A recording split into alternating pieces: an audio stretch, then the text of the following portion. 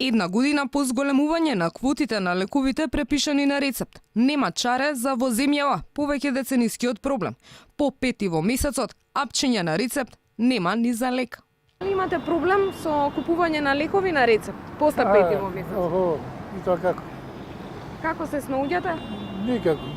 Се шета, знаете, се каже дојди на први, после први год. Па се трудиме до 5 тој период да го запасиме да земеме лекови, ако не ги платиме. Тоа господата да го поздравете, ако имате контакт, немој да лжат народот, не е глуп. После 5 во месецот на рецепт можете да земете лекови? Јас никогаш не сум земал пет лекови. Никогаш не сте земале? Никогаш не сте имале потреба од... Но потреба не може да ги најдам.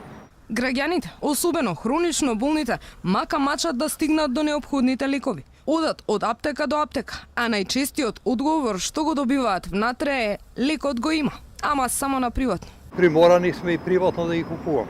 Ваму 50, ваму 350. Купувам си. Таа 32 динара не ги зима за притисак, летне ги купи 60 динар. И не и те, и поскупени се. Мените се рече пример 200 денара на рецепта ги земам за 40 денара. Тоа не е малце. Новата прираспределба на квотите, со што Фондот за здравствено осигурување скрати од големите и даде повеќе на помалите аптеки, не го реши горливиот проблем на граѓаните.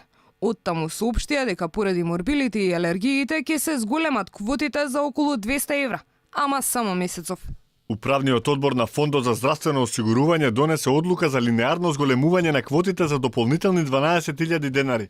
Ово зголемување е обезбедено за секоја здравствена установа аптека, освен за аптеките со максимална месечна квота од 650.000 денари и ќе важи само за месец април.